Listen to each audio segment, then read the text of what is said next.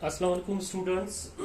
तो आज का जो टॉपिक रहने वाला है हमारा वो इलेक्ट्रिसिटी का है। ठीक है, अब देखें इलेक्ट्रिसिटी को हम पहले डिफाइन करेंगे, इनके टर्म्स पढ़ेंगे, इनमें जो भी चैप्टर आ जाता है इलेक्ट्रिसिटी के चैप्टर में जो भी टॉपिक आ जाता है वो हम सारे वन शॉट में क्लियर करने वाले हैं। आपने क्या करना है, सिर्फ ध्यान देना है। कुछ बातें ऐसी पता चलेंगी आपको जो शायद आपने कभी पिक ना की हो, कुछ बातें ऐसी भी होंगी जो आपको मजीद आसानी पैदा करेंगी आपको ये टॉपिक याद रखने में या ये पूरा चैप्टर याद रखने में। अगर तो आपने स्किप किया मेरा वीडियो तो फिर मैं उसकी गारंटी नहीं दे सकता। ठीक है, क्यों? क्योंकि आपको एट द एंड, जब आप मेरा शुरू से लेकर लेक्चर देखेंगे एंड तक, आपको एंड में ही रियलाइज हो जाएगा कि आपने आज कितना गेन किया है। ठीक, आ जाते हैं हम इलेक्ट्रिसिटी पे। इलेक्ट्रिसिटी है क्या, पहले तो ये पता होना चाहिए। ठीक है, इलेक्ट्रिसिटी हम कहते हैं या तो चार्ज की प्रेजेंस होना या फिर चार्ज का फ्लो करना, उसको हम कहते हैं इलेक्ट्रिसिटी। सिंपल सा पॉइंट है, क्या है इलेक्ट्रिसिटी? हम किसे कह रहे होते हैं? इलेक्ट्रिसिटी इज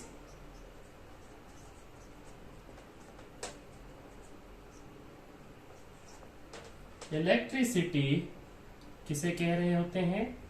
तो यहां पे मैं लिखूं, इलेक्ट्रिसिटी को डिफाइन करूं तो क्या कहूंगा? It is the presence of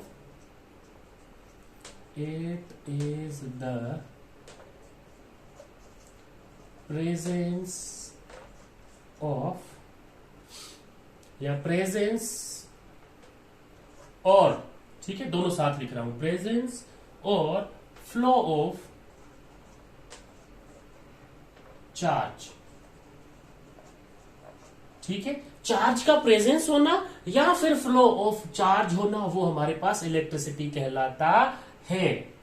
अब देखें चार्ज, यहां पे आ गया चार्ज वर्ड। अब देखें हम चार्ज को भी डिफाइन कर लेते हैं। ठीक है, चार्ज होता क्या है, थोड़ा बहुत इस चार्ज के बारे में भी देख लेते हैं। क्यों? क्योंकि आपको इसका मुकम्मल कॉन्सेप्ट होना चाहिए। ठीक, मैंने आपसे जो बोला है कि आपको नई चीजें पता चलेंगी वो सारी यही होंगी। देखिएगा, अगर मैं चार्ज को डिफाइन करूं, चार्ज, ठीक है, चार्ज को हम थोड़ा एक्सप्लेन कर लेते हैं। ठीक है, चार्ज जो है वो एटम की प्रॉपर्टी होती है। ठीक, सिंपल, चार्ज जो है वो एटम की प्रॉपर्टी होती है।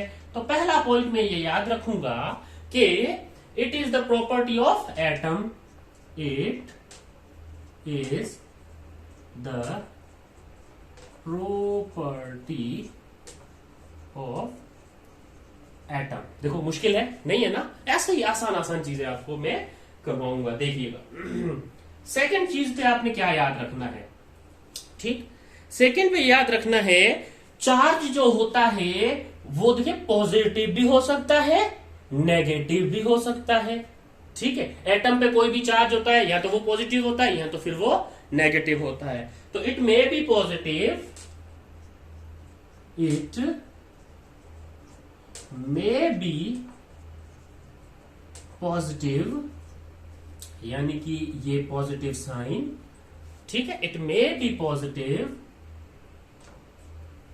ये देखें, या फिर क्या होगा, और नेगेटिव। यहां तो वो पॉजिटिव होगा या तो फिर वो नेगेटिव होगा, यूं। ठीक है, या तो वो पॉजिटिव होगा या तो फिर वो नेगेटिव होगा।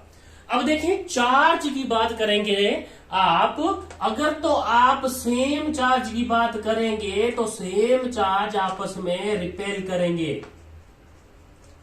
ठीक है, अब सेम चार्ज पॉजिटिव पॉजिटिव भी हो सकता है, नेगेटिव नेगेटिव भी हो सकता है। यानी कि लाइक चार्ज जो होंगे, लाइक यानी कि एक जैसे, ठीक है, एक जैसे चार्ज जो होंगे वो एक दूसरे को दूर भगाएंगे या रिपेल करेंगे सिंपली। अनलाइक चार्ज होंगे, नेगेटिव पॉजिटिव हो, पॉजिटिव नेगेटिव हो, तो वो क्या करेंगे जी? अट्रैक्ट करेंगे। तो ये भी क्या आ गई? चार्ज की प्रॉपर्टी आ गई। ठीक है, कि आपके पास लाइक चार्ज और अनलाइक चार्ज क्या हो रहे हैं? तो लाइक चार्ज आपके पास रिपेल कर रहे हैं एक दूसरे को, अनलाइक चार्ज आपके पास एक दूसरे को अट्रैक्ट कर रहे हैं, तो ये प्रॉपर्टी कहलाती है किसकी? चार्ज की प्रॉपर्टी। लिख लेते हैं इसको हम इंग्लिश में अब, ठीक है, अब इंग्लिश में लिख लेते हैं, ठीक है। लाइक चार्ज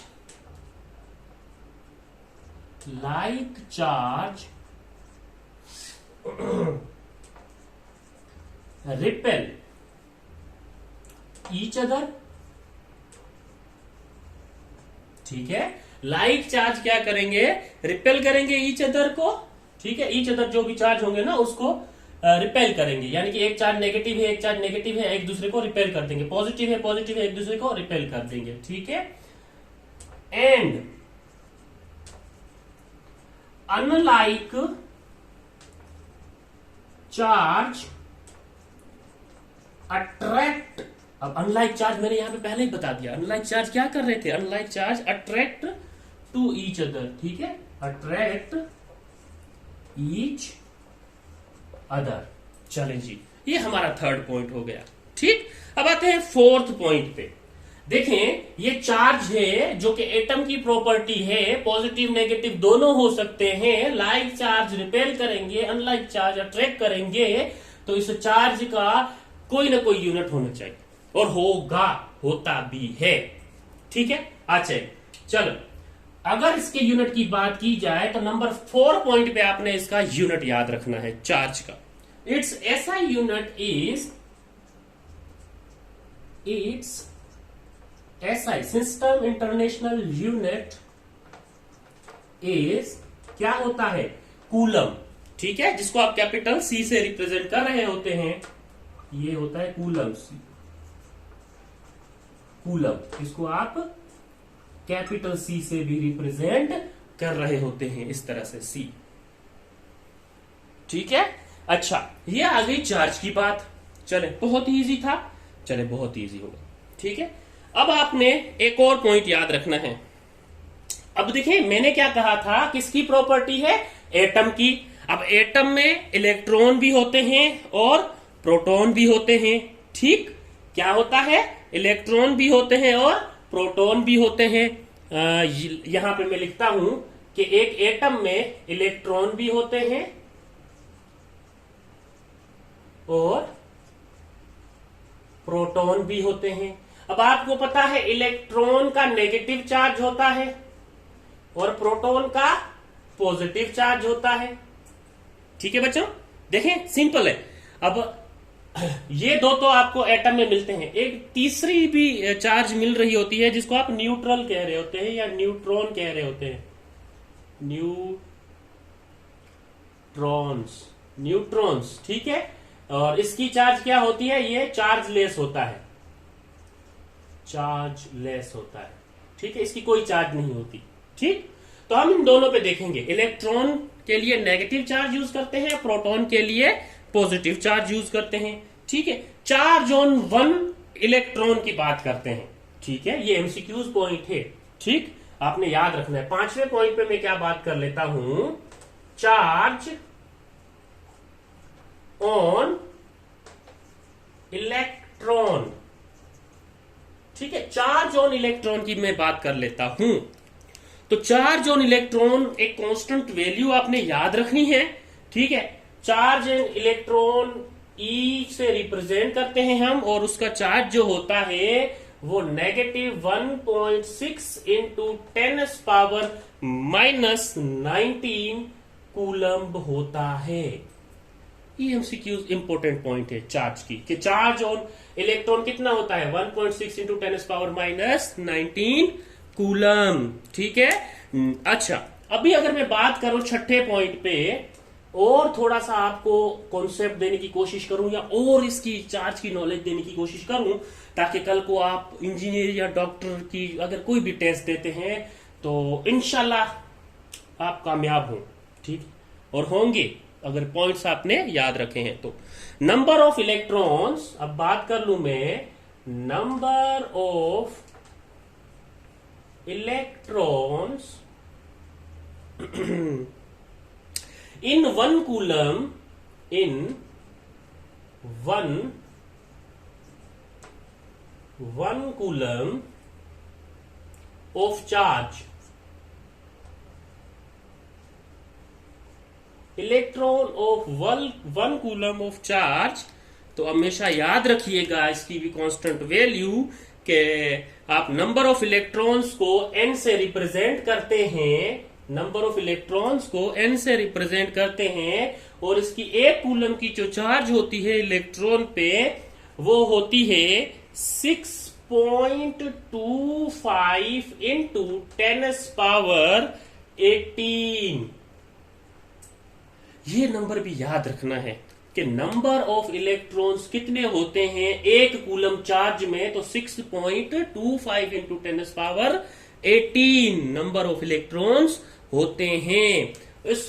अच्छा, इसको अगर कैलकुलेट करना है, आपने कैलकुलेट करना चाहते हैं तो इसका एक फॉर्मूला है, वो आप लिख लें। क्या है formula?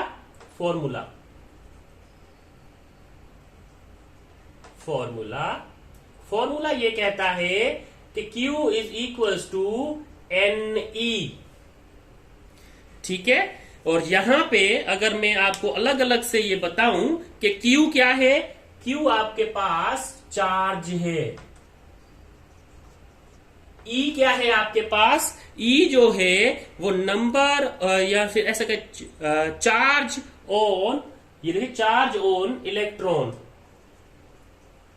Charge on electron E है।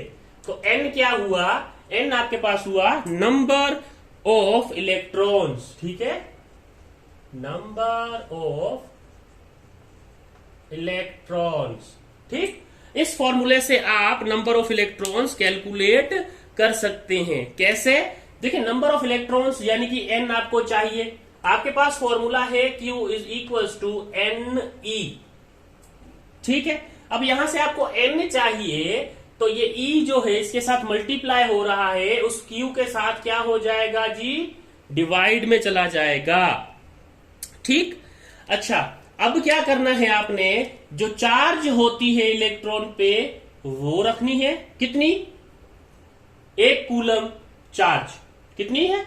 1 कूलम चार्ज, यानी कि आपने 1 कूलम चार्ज यानी कि 1 कूलम यहां पुट करना है।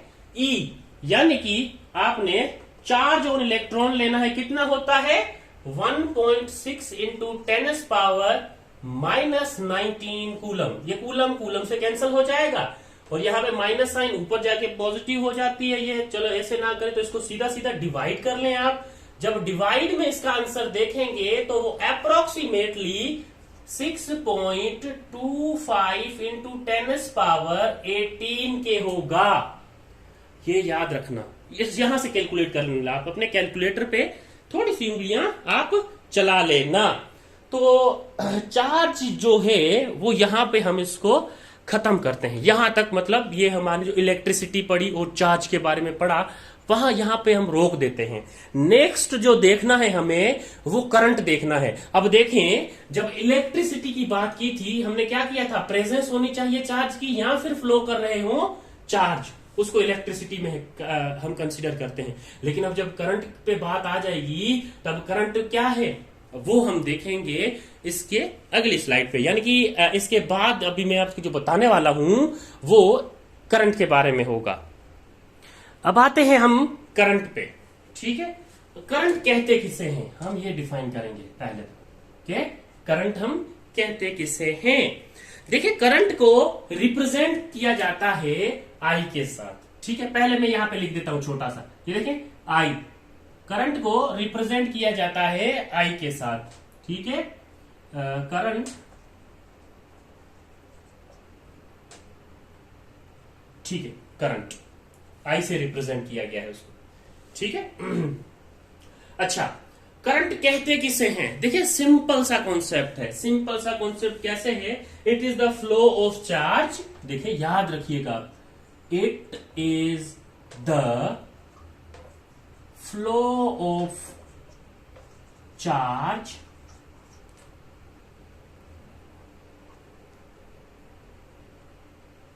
ठीक है, flow of charge per unit time is called current.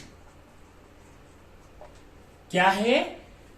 Flow of charge per unit time is called current. देखिए बहुत इजी कर दिया मैंने। It is the flow of charge per unit time is called current. Mathematically देख लेते हैं, mathematically क्या होगा, देखें मैथमेटिकली, ठीक है। अब मैथमेटिकली देख लेते हैं। I is equals to flow of charge को आप Q से रिप्रेजेंट करते हैं, divided by per unit time को T से रिप्रेजेंट करते हैं। I यहां पे करंट है, Q यहां पे चार्ज है, और T स्मॉल t यहां पे क्या है, टाइम है। अब देखिए, अगर आपको इंग्लिश वाली डेफिनेशन याद नहीं आ रही, फॉर्मूला याद है I is equal to Q by T, तो आप यहां से भी अपनी डेफिनेशन बना सकते हैं। Charge per unit time is called current, इसको ऐसे भी कह सकते हैं आप। इस फॉर्मूले को कैसे पढ़ते हैं, charge per unit time is called current. देखें, ऐसे भी आप इसको डिफाइन कर सकते हैं, दो तरीके होते हैं आपके पास, ठीक है। Current is equals to charge per unit time, ठीक है। ये देखें, current is equals to charge per unit time, इसको ऐसे भी पढ़ सकते हैं, इसकी डेफिनेशन ये भी आप बता सकते हैं। लेकिन एक प्रॉपर डेफिनेशन बतानी हो तो आप बताते हैं it is the flow of charge per unit time is called current, ठीक है। अब आते हैं इसके यूनिट पे, ठीक। देखें, I is equals to charge, charge का यूनिट हम पढ़ चुके हैं, कूलम लेते हैं। टाइम के लिए हम सेकेंड यूनिट लेते हैं, ठीक है। इसमें पूरा लिख लू, ये कूलम पर सेकेंड, जिसको आप ऐसे लिखते हैं, C कैपिटल C होगा, स्मॉल s होगा, कूलम पर सेकेंड। और ये coulomb per second is equals to किसके होता है, एम्पेयर के। ये याद रखना, क्या याद रखेंगे आप ये याद रखेंगे कि ये जो कूलम पर सेकंड है इज इक्वल टू एम्पेयर, ठीक है। कूलम पर सेकेंड जो है वो इक्वल होता है एम्पेयर के। इसका मतलब ये हुआ कि जो करंट का एसआई यूनिट जो होगा वो क्या होगा, SI unit of current is ampere, and ampere को आप रिप्रेजेंट करते हैं कैपिटल ए से, ठीक है बच्चों। देखिए, और आसान कर दिया मैंने आपके लिए, ठीक है, और आसान कर दिया। अब हमने तो बात की कि यार जो करंट होता है वो flow of charge per unit time होता है, माना उसका यूनिट ये होता है, उसको आप ऐसे पढ़ सकते हैं, वैसे पढ़ सकते हैं। लेकिन करंट को मेजर करने के लिए क्या कोई इंस्ट्रूमेंट है? जी हाँ, करंट को मेजर करने के लिए भी इंस्ट्रूमेंट है। कौन सा इंस्ट्रूमेंट है उसको देख लेते हैं। लेकिन उससे पहले आपको एक बात बता दूं कि ये जो एम्पेयर है उसके बारे में अगर मैं बताऊं तो ये मिली एम्पेयर भी यूनिट बन सकता है इसका, और माइक्रो एम्पेयर भी यूनिट बन सकता है इसका। यानी कि इस तरह से देखें, मिली एम्पेयर भी हो सकता है और माइक्रो एम्पेयर भी हो सकता है। अब मिली और माइक्रो में फर्क क्या है? मिली और माइक्रो में फर्क क्या है? तो मिली एम्पेयर जहां पे भी आएगा वहां पे 10⁻³ एम्पेयर कंसीडर किया जाएगा। माइक्रो एम्पेयर जहां पे भी आएगा वहां पे 10⁻⁶ एम्पेयर कंसीडर किया जाएगा, ठीक है। अब 10⁻⁶ यानी कि माइक्रो और 10⁻³ यानी कि मिली। इस माइक्रो के को रिप्रेजेंट करने के लिए अगर आप ये 10⁻⁶ नहीं यूज करते तो आप इसको ऐसे भी लिख सकते हैं कि micro ampere is this mu type A, ये होता है माइक्रो एम्पियर का सिंबल। ये याद रखना है आपने, ठीक है, ये पूछा जाता है, तो ये छोटी छोटी बातें आपको याद होनी चाहिए। अब आते हैं कि करंट को मेजर कहां से किया जाता है। तो करंट इज मेजर्ड बाय, यहां पे लिखूं, थर्ड पॉइंट लिखूं,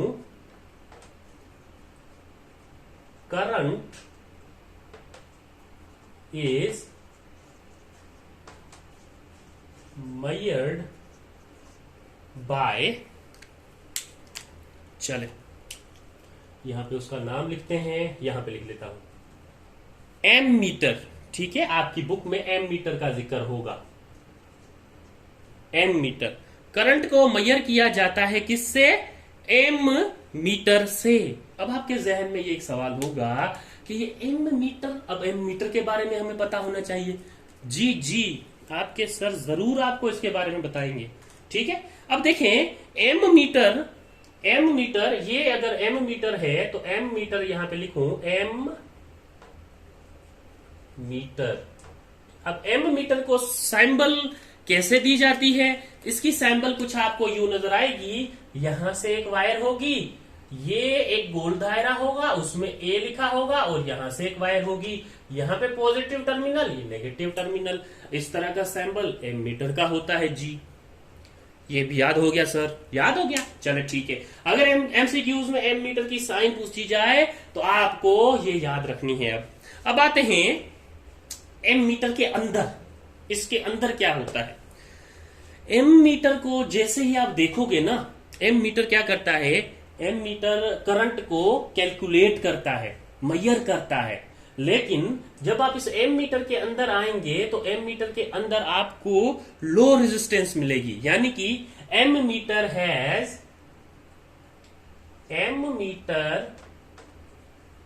has low resistance, low resistance. ठीक है, लो रेजिस्टेंस। ठीक है बच्चों, एम मीटर, ठीक है, एम मीटर में लो रेजिस्टेंस होती है, एक ये पॉइंट याद रखना है।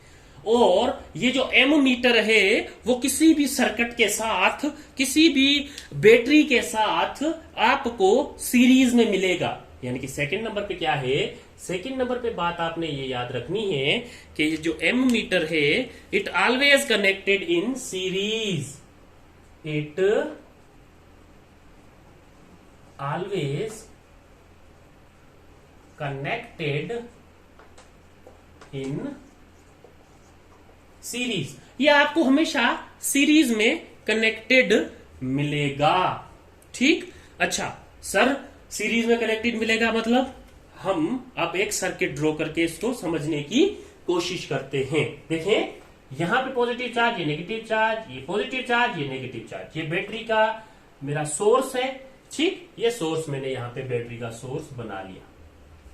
चले, बैटरी का सोर्स बना लिया, यहां पे जो की लगा लेता हूं, ऑन ऑफ की, ये मेरी मर्जी है मैं कब ऑन करूं कब ऑफ करूं। ठीक, अच्छा सर ये तो हो गया। आगे आगे बताते हैं। यहां से ये मेरी बैटरी कुछ इस तरह है।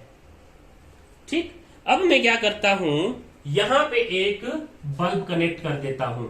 ठीक है, यहां पे मैं क्या करने लगा हूं, एक बल्ब कनेक्ट करने लगा हूं। ठीक, ये मैंने एक बल्ब इसके साथ कनेक्ट कर दिया। थोड़ा सा खराब हो गया है, इसको थोड़ा सा सही कर लेते हैं। ये और ये बल्ब कनेक्ट हो गया जी। हाँ जी, बल्ब हमारा तैयार है। ठीक है, और यहां पे हम एम मीटर पुट कर देते हैं। अब देखें, जो बड़ी पिन होती है यहां पे, ये देखें, यहां पे जो बड़ी साइड होती है वो पॉजिटिव होती है, छोटी साइड जो होती है वो नेगेटिव होती है। और आपको मैंने यहां पे बताया ये पॉजिटिव है और ये नेगेटिव है। ठीक, अच्छा अब आ जाते हैं हम अब ये देखें, एम मीटर और ये जो बल्ब लगा है ये आपस में सीरीज में है। ठीक है, एक ही डायरेक्शन में है, यानी कि करंट यहां से फ्लो हो, यहां से फ्लो हो। ठीक है, करंट यहां से फ्लो हो तो देखें करंट डिवाइड नहीं होना चाहिए। ठीक है, डिवाइड नहीं हो रहा, तो इसका मतलब एमीटर और ये जो बल्ब है वो आपस में कैसे कनेक्टेड हैं? वो आपस में सीरीज में कनेक्टेड हैं। अच्छा, जब आप ये पढ़ लेते हैं एमीटर के बारे में, इसके बाद का जो टॉपिक आ जाता है या इसके बाद की जो कन्वर्सेशन आ जाती है, इसके बाद का जो कॉन्सेप्ट आ जाता है, वो आता है पोटेंशियल डिफरेंस का। तो देखें, पोटेंशियल डिफरेंस को हम अब देखेंगे। ठीक है, नेक्स्ट जो कॉन्सेप्ट आता है वो पोटेंशियल डिफरेंस का आता है। इसको रिप्रेजेंट करते हैं, इसको शो करते हैं कैपिटल वी से।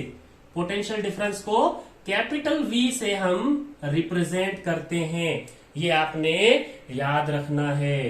ठीक है, बहुत आसान, बहुत आसान। आप जब ये लेक्चर एंड करेंगे और देखेंगे आपने कितना गेन किया है, जब एमसीक्यूज सोल्व करेंगे तब आप कहेंगे जी हाँ सर बिल्कुल सही कह रहे थे, हमारे मोस्टली एमसीक्यूज सही हो रहे हैं। अब आते हैं पोटेंशियल डिफरेंस पे, जिसको आप रिप्रेजेंट कर रहे हैं वी से। देखें, पोटेंशियल डिफरेंस को डिफाइन करने के लिए हम ये कह रहे होते हैं या ये कहते हैं, आपके पास जो वर्क डन होता है, work done on move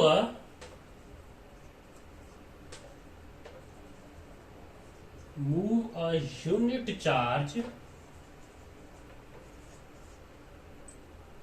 from one point to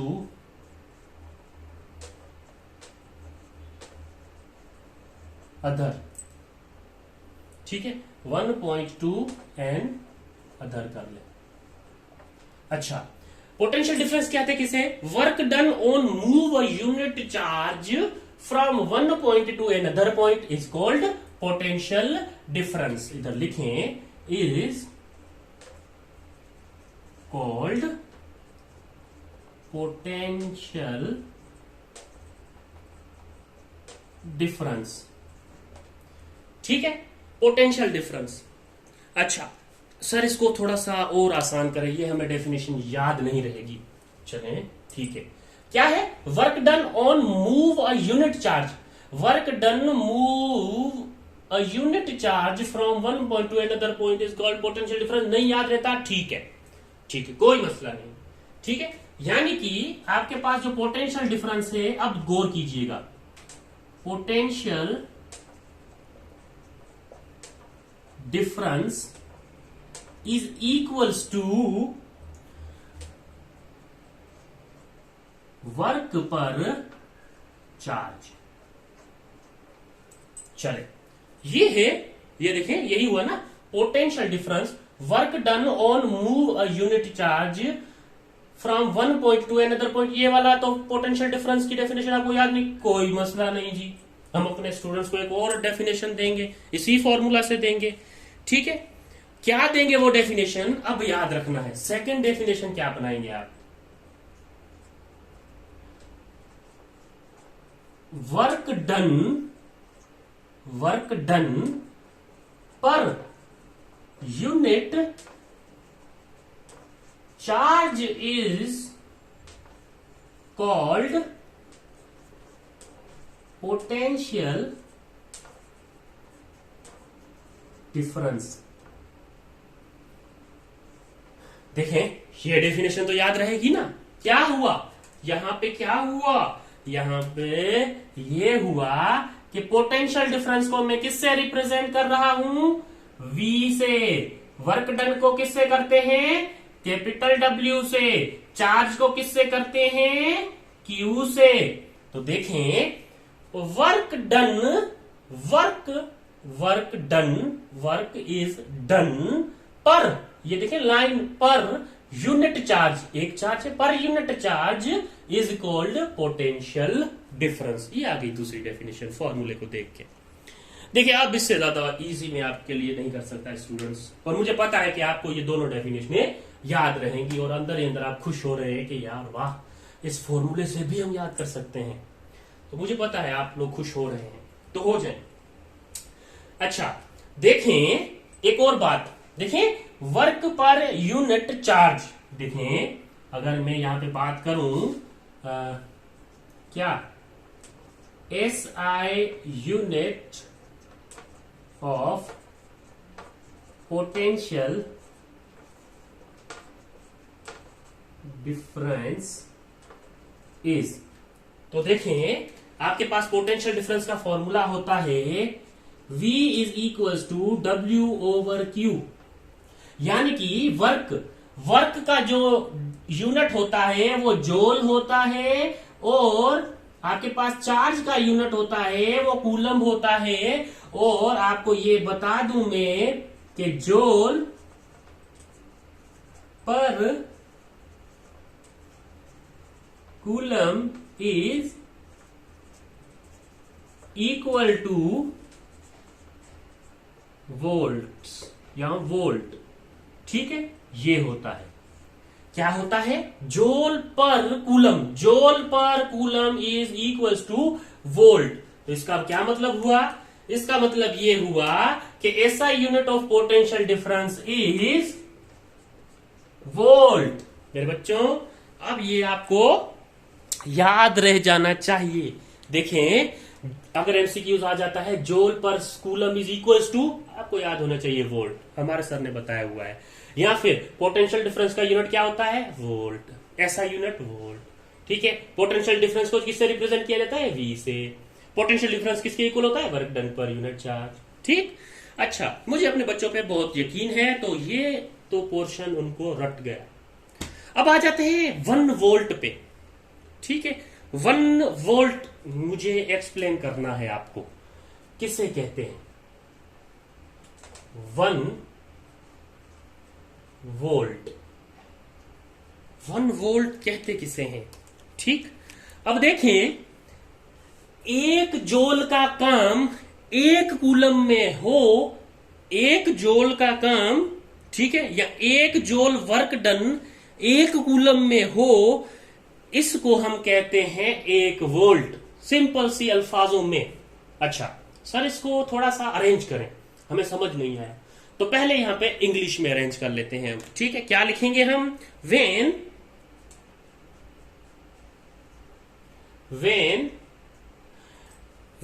1 joule work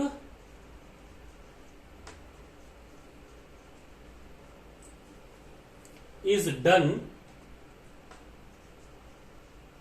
1 joule work is done in carrying 1 coulomb charge, then the potential difference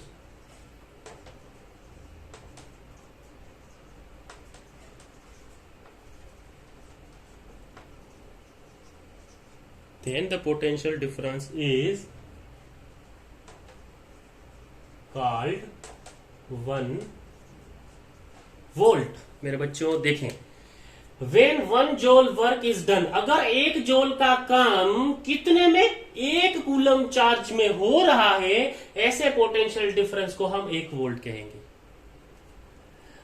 इससे अच्छा था आप ये मेरी वाली पॉइंट याद रखते, क्या 1 जूल का काम, क्या याद रखें, 1 जूल का work, 1 joule work 1 coulomb charge में हो रहा है, उसको आप 1 वोल्ट कहेंगे। ये ज्यादा इजी रहता है जो मैं आपको बोल रहा हूं। अगर इंग्लिश की वर्डिंग याद करनी है तो वो भी याद कर ले, कॉन्सेप्चुअल मैंने आपको बता दिया है, इंग्लिश की वर्डिंग भी आप याद कर सकते हैं। ठीक है, अच्छा, वोल्टेज जो है वो मेंटेन किए जा सकते हैं सेल या फिर बैटरी के लिहाज से। ठीक है, ठीक है, सेल और बैटरी से हम इसके वोल्टेजेस मेंटेन कर रहे होते हैं बैटरी के। ठीक है, तो आप ये कह सकते हैं सेल और battery are the device to maintain voltage. Voltage को मेंटेन करने के लिए सेल या बैटरी के डिवाइस यूज कर सकते हैं, करते हैं। ठीक है, ये लिख लीजिएगा इंग्लिश में लाइन। लेकिन मोस्ट इंपोर्टेंट लाइन जो है वो अब आने वाली है, वो क्या लाइन है, वो ये लाइन थी कि आपके पास जो पोटेंशियल डिफरेंस है उसको मेजर किया जा सकता है किससे, तो तो वो लाइन हम लिखेंगे, क्या है वो लाइन, हम लिखेंगे वो लाइन के potential difference is measured by potential difference is measured by voltmeter. Sir ammeter चला गया, फिर से वोल्ट मीटर आ गया। जी हाँ, वोल्ट मीटर आएगा, क्यों नहीं आएगा भाई। अच्छा, वोल्ट मीटर के लिए सिंबल होती है यूं, एक सर्कल अंदर वी और यूं, ठीक। और यहां पे भी क्या होता है, पॉजिटिव नेगेटिव। लेकिन अब इसको एम मीटर से कंपेयर मत कीजिएगा, ठीक है। वोल्ट क्या करता है, वोल्ट जो है वो पोटेंशियल डिफरेंस को मेजर करता है, करंट को मेजर करता है एम मीटर, ठीक। अब आते हैं वोल्ट पे, ठीक है, वोल्ट मीटर पे। आपने देखा एम मीटर में जो उसकी रेजिस्टेंस थी वो क्या थी, वो लो रेजिस्टेंस थी। तो यहां पे क्या होगी, यहां पे पहला पॉइंट होगा जो वोल्ट मीटर का होगा, तो आप कहेंगे voltmeter has high resistance, voltmeter has high resistance. Ammeter को आप सीरीज में कनेक्ट कर रहे थे, तो आप वोल्ट मीटर को किस में कनेक्ट करते हैं, पैरेलल में कनेक्ट करते हैं। ये पॉइंट मोस्ट इंपॉर्टेंट पॉइंट है, कैसे वो भी हम बैटरी बना के देखेंगे। It always connected in parallel, ठीक है, it always connected in parallel. ये पैरेलल में कनेक्ट किया जाता है। देखें, अगर हम फिगर बनाएं इसकी, तो फिर से हम क्या करेंगे, वो बैटरी बनाएंगे, ठीक। ये हो गई बैटरी जी, चले। और ये बैटरी को यहां पे लेके आए, यहां पे लेट सपोज आपका वो बल्ब लगा हुआ है, ठीक है, ये बल्ब लगा हुआ है, ये वायर यहां से जा रही है, यहां पे आ रही है। बड़ी लाइन पॉजिटिव, छोटी लाइन नेगेटिव होती है। अब इसके साथ कैसे कनेक्ट होगा, देखें, इसके साथ कुछ आपको ये वोल्ट मीटर जो है वो पैरेलल में इस तरह से कनेक्टेड नजर आएगा, ठीक। ये वोल्ट मीटर इस तरह से नजर आएगा, ये वी, ये देखें इस तरह से वोल्ट मीटर आपको इस तरह से नजर आएगा। तो उसकी चार जो होंगी वो यहाँ पे पॉजिटिव का पॉजिटिव के साथ, नेगेटिव का नेगेटिव के साथ कनेक्टेड होगा। इस तरह से कनेक्टिविटी होगी इसकी, ठीक है। Current always flow from higher potential to lower potential, ठीक है। करंट जो है वो हमेशा higher potential to lower potential flow करता है। जल्दी से अपनी नोटबुक पे ये लिख लें कि current always flow from higher potential to lower potential, ठीक। तो ये था हमारे पास पोटेंशियल डिफरेंस, ठीक है, ये था पोटेंशियल डिफरेंस। अच्छा, अब हम बात करते हैं इसके बाद ओहम्स लॉ की। देखें, अब आते हैं ओहम्स लॉ पे। तो ओहम्स लॉ होता क्या है, potential difference across two points of metallic conductor is directly proportional to current passing through the circuit provided, its temperature remains constant, ठीक। ये होता है ओहम्स लॉ। सर ये आपने जो इंग्लिश में बोला उसको इजी वे में बताएं कि हम ओहम्स लॉ को अगर कोई पूछ ले या कहीं डिफाइन करना पड़े तो ओहम्स लॉ को हम कैसे डिफाइन करें। तो बच्चों डरने की जरूरत नहीं, ठीक है।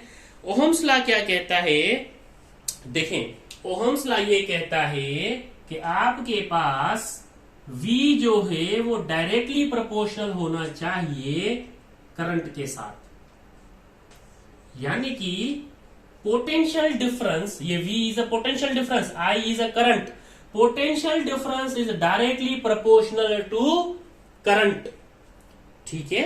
Potential difference is directly proportional to current. ठीक, अब देखें, potential difference across 2 points of metallic conductor is directly proportional to current passing through the circuit provided. भाई ये तो वही बात है ना, potential difference is directly proportional to current, it's temperature remains constant. अब डायरेक्टली प्रोपोर्शनल हम जब खत्म करते हैं, ये डायरेक्टली प्रोपोर्शनल का साइन जब खत्म करते हैं तब हम इक्वल का साइन लगाते हैं और यहां पे कुछ कांस्टेंट यूज करते हैं। तो ओहम्स ने वो कांस्टेंट आर यूज किया था, तो V इक्वल्स टू आर उसने ओहम्स लॉ का फॉर्मूला दिया था। आर यहां पे क्या है? आर यहां पे रेजिस्टेंस है। I यहां पे क्या है? I यहां पे करंट है। V यहां पे क्या है? V यहां पे पोटेंशियल डिफरेंस है। कितना इजी हो गया। Potential difference is directly proportional to current, ठीक है, जो उस सर्किट में से हमें मिल रहा होगा। अगर हम एक बात करें कि देखें V जो है वो डायरेक्टली प्रोपोर्शनल टू है किसके? करंट के। तो देखिए बच्चों, V अगर डायरेक्टली प्रोपोर्शनल है करंट के, तो इसके ग्राफ की बात की जाए तो ओहम्स ने एक ग्राफ भी दिया था, वो कुछ यूं था। देखिए ये ग्राफ है, लेट सपोज। अच्छा, एक जगह पे आप वोल्ट रखें, एक जगह पे आप करंट रखें। यहां पे लेट सपोज आप ये वोल्ट रख लें और यहां पे आप आई करंट रख लें। अब ये क्या हुआ, जब आपको पता है कि ये V is directly proportional to I, इसका मतलब क्या है? जितना आप पोटेंशियल डिफरेंस बढ़ाएंगे उतना ही करंट बढ़ेगा। जितना आप पोटेंशियल डिफरेंस बढ़ाएंगे उतना ही करंट बढ़ेगा। जितना पोटेंशियल डिफरेंस कम करेंगे उतना ही करंट जो है वो कम होगा। It's temperature remains constant, temperature को कांस्टेंट रखना है। तो यानी कि एक के बढ़ाने से दूसरी चीज बढ़ रही है, एक के घटाने से दूसरी चीज घट रही है। तो इसका जो ग्राफ होगा वो लीनियर ग्राफ होगा, या तो ऐसे हो सकता है। अब इसका मतलब ये नहीं है कि ये नहीं हो सकता, ये भी हो सकता है, ठीक है, लीनियर होगा। क्यों? V के बढ़ने से I भी उतना बढ़ेगा। कैसे?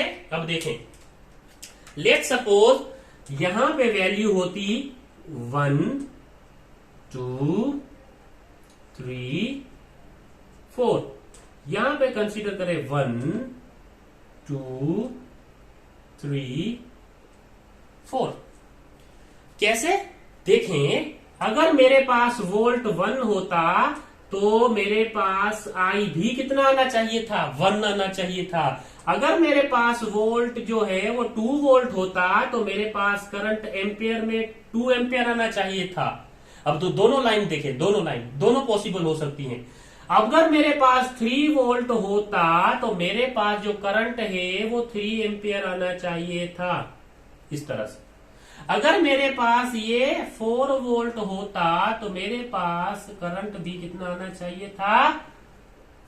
4 एम्पियर आना चाहिए था। तो दोनों लाइंस में एक के बढ़ने से दूसरी चीज खुद ब खुद बढ़ रही है, एक के कम होने से दूसरी चीज खुद ब खुद कम हो रही है। वो इस रिलेशन से हमें पता लग रहा है। इस वजह से हम कहते हैं कि ओहम्स लॉ का जो ग्राफ होता है वो क्या होता है? लीनियर होता है। ये पॉइंट आपने याद रखनी है। अब देखिए यहां पे मैंने रेजिस्टेंस लिखा है, इस रेजिस्टेंस को डिफाइन कर लेते हैं हम, ठीक है। रेजिस्टेंस यहां पे इधर इस वाली जगह पे मैं डिफाइन कर लेता हूं। रेजिस्टेंस, ठीक है। रेजिस्टेंस एक प्रॉपर्टी है कंडक्टर की जो रेजिस्ट करती है फ्लो ऑफ चार्ज को, ठीक है। रेजिस्टेंस एक प्रॉपर्टी है किसकी? कंडक्टर की, जो क्या करती है? रेजिस्ट करती है फ्लो ऑफ चार्ज को। यानी कि जहां से करंट पास हो रहा होगा जिस सर्किट में, अगर वहां पे रेजिस्टेंस लगा दूं तो उसके लिए रुकावट बनेगा, रुकावट पैदा करेगा, कुछ ना कुछ रेजिस्ट करेगा, ठीक है। रेजिस्ट करना यानी कि रुकावट बनना, ठीक। तो रेजिस्टेंस जो है वो करंट की रुकावट बनता है, ठीक है। अच्छा, इसको डिफाइन करें। It is the property of conductor, it is the property of conductor, ठीक है, ये कंडक्टर की प्रॉपर्टी होती है, टू रेजिस्ट द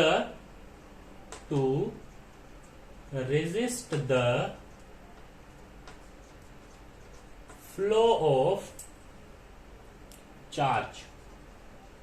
ये रेजिस्ट करती है फ्लो ऑफ चार्ज को, ठीक है, रुकावट बनती है, जो चार्ज पास हो रहे होंगे ना, फ्लो हो रहे होंगे ना, उसके दरमियान में रुकावट बनती है। तो देखें यहां पे V equals to I R था, तो यहां से अगर मैं R मालूम करूं तो I इसके साथ मल्टीप्लाई हो रहा है, इक्वल टू के उस तरफ जाएगा, V के साथ डिवाइड हो जाएगा। तो जब मेरे पास V equals to I R था, यहां से अगर मुझे R चाहिए तो R इजिकल्स टू ये I यहां पे मल्टीप्लाई हो रहा है, इक्वल टू के इस तरफ आके डिवाइड हो जाएगा। तो रेजिस्टेंस जो है वो मेरे पास, सॉरी, आई आके इधर डिवाइड हो जाएगा। मैं वर्ड बोल रहा हूं, रेजिस्टेंस तो R लिख दिया। R equals to V by I हो जाएगा, यानी कि रेजिस्टेंस का फॉर्मूला क्या हो जाएगा, V ओवर I हो जाएगा। यानी कि आपके पास, अच्छा, ये करने का क्या मकसद था, क्यों, क्योंकि मैं अब आपको यहां से रेजिस्टेंस तो आप यहां से भी निकाल सकते थे, मैंने आपको यूनिट निकाल के देना है। देखें V यानी कि वोल्ट, पोटेंशियल डिफरेंस का यूनिट वोल्ट होता है, करंट का एम्पेयर होता है, और वोल्ट पर एम्पेयर जो होता है ना, volt per ampere is equal to ohm. Volt per ampere जो है वो ओहम के इक्वल होता है। तो इट्स SI यूनिट इज, यानी कि रेजिस्टेंस का जो यूनिट होगा, SI unit of resistance is ohm. Ohm को रिप्रेजेंट करते हैं इस तरह से, ठीक है। SI यूनिट क्या होगा इसका, ओहम, ठीक। अच्छा, अब हम बात करें कि ये जो रेजिस्टेंस है, ठीक है, उसको कंट्रोल कौन करता है। तो आपने रियोस्टेट के बारे में पढ़ा है, रियोस्टेट के बारे में आप जानते भी होंगे शायद, अगर नहीं जानते तो यहां पे लिख दूं रियोस्टेट। आपने इसके बारे में पहले सुना है, नहीं सुना, चले, रियोस्टेट इसको डिफाइन कर देते हैं। It is an electronic device, यहां पे मैं लिख देता हूं, it is an electronic device. Rheostat जो है वो एक इलेक्ट्रॉनिक डिवाइस है जो कि यूज होती है, डिवाइस यूज्ड टू कंट्रोल, किसको कंट्रोल करने में, the current by varying the resistance, the current by varying, ठीक है, the current by varying the resistance.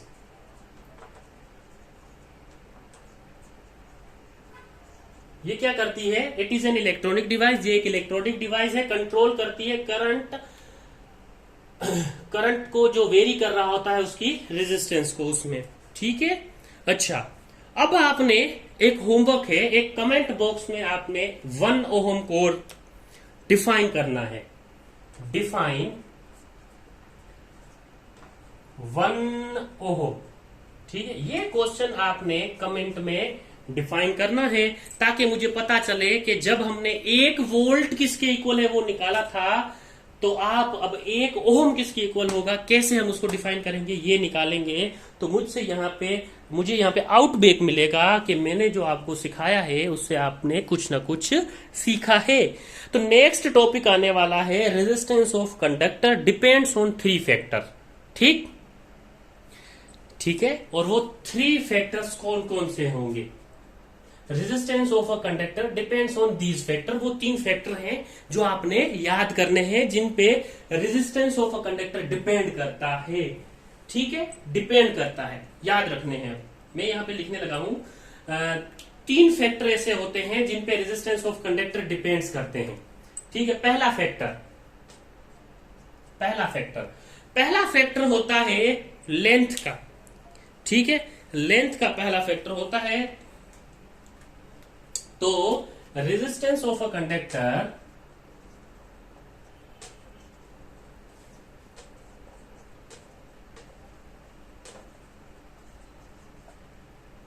ठीक है, resistance of conductor is directly proportional to the length। ठीक है, पहला फैक्टर होता है कि resistance of a conductor is directly proportional to the length, यानी कि जो रेजिस्टेंस होता है वो डायरेक्टली प्रोपोर्शनल होता है उस कंडक्टर की लेंथ के साथ। पहला पॉइंट। ठीक है, यहां पे कंडक्टर का आर। ठीक, अब आते हैं सेकेंड पॉइंट पे। सेकेंड पॉइंट कौन सा होता है कि रेजिस्टेंस ऑफ अ कंडक्टर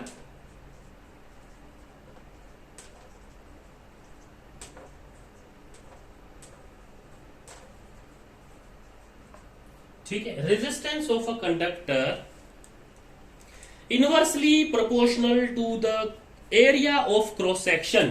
ठीक है, is inversely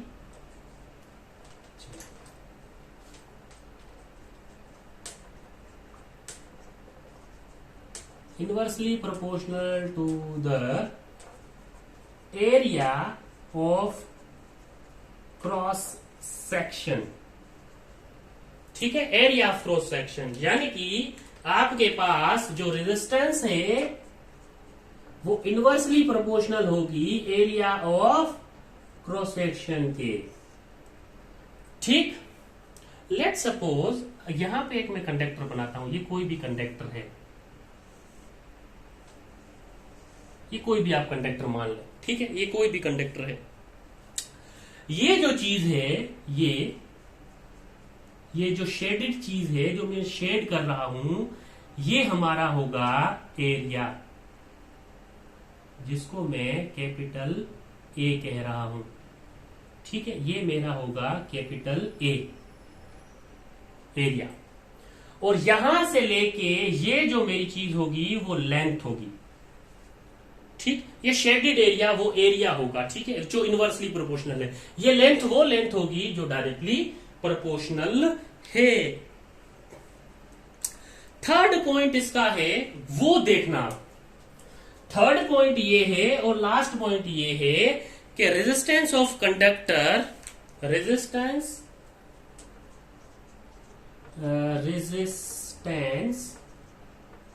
of a conductor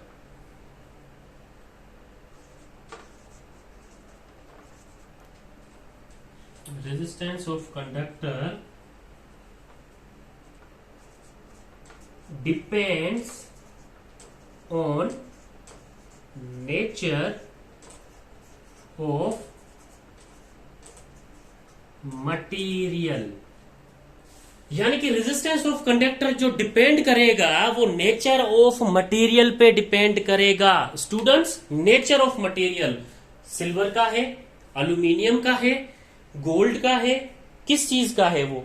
ठीक है, इस पे भी क्या करता है, ये डिपेंड करता है। तो अब देखें अब मैं इन तीनों एक दो फैक्टर को तो मिलाने लगा हूं। ठीक है, इस तीसरे फैक्टर को भी हम मिलाएंगे। कैसे? ये मैं यहाँ पे फिगर आपको समझ में आ गई होगी, मैं कंडक्टर की बात कर रहा था और एरिया और लेंथ जो भी थी आपने देखी। तो देखें आपके पास आर जो है वो डायरेक्टली प्रोपोर्शनल एल है, इनवर्सली प्रोपोर्शनल ए के है। तो आप क्या लिखेंगे, आप ऐसे लिख सकते हैं, देखें आर जो है वो डायरेक्टली प्रोपोर्शनल एल के है, इनवर्सली प्रोपोर्शनल ए के है। ये दोनों बातें सेम है जी? हाँ जी सर सेम है। क्यों? R is directly proportional to L, length के डायरेक्टली प्रोपोर्शनल है, inversely proportional to cross sectional area, inversely proportional to cross sectional area, सही है। अब डायरेक्टली प्रोपोर्शनल की साइन में खत्म करूंगा तो मैंने क्या कहा था, कौन सी साइन आएगी? जी हाँ, इक्वल टू की साइन आएगी। तो आर इज इक्वल्स टू, जब ये डायरेक्टली प्रोपोर्शनल आप खत्म करते हैं तब कुछ कांस्टेंट लगाते हैं, वो कांस्टेंट ये लगेगा और यहां पे आ जाएगा L ओवर A। तो यहां से मुझे एक फॉर्मूला मिलेगा रेजिस्टेंस ऑफ कंडक्टर का। ठीक है, अच्छा अब सर ये जो कांस्टेंट लगाया है, ये जो P टेढ़ा हुआ हुआ है, उसको क्या कहते हैं? उसको कहते हैं आप रेजिस्टिविटी। क्या कहते हैं आप इसको? यानी कि अगर मैं बात करूं, ये जो है आपके पास, ये है रेजिस्टिविटी। क्या है? RESIS, रेजिस्टिविटी, इसको आप कहते हैं रेजिस्टिविटी। ठीक है, अच्छा आपको पता है रेजिस्टेंस का, आपने पीछे फॉर्मूला यूनिट आपने पढ़ा है, तो यहां से भी यूनिट निकालेंगे तो सेम निकलेगा। अब आते हैं इस रेजिस्टिविटी पे, ये रेजिस्टिविटी होती क्या है? ठीक है, अच्छा अब आते हैं रेजिस्टिविटी पे, इसके बारे में आपको मैं बता दूं ताकि आपको कोई कंफ्यूज ना कर सके। रेजिस्टिविटी, अब रेजिस्टिविटी को मैं डिफाइन कर लेता हूं। ठीक है, it is the fundamental property of material, it is the fundamental property of material. ठीक है, ये एक फंडामेंटल प्रॉपर्टी है मटेरियल की। ठीक, अच्छा that resist the flow of electronic current, क्या करती है? डेट रेजिस्ट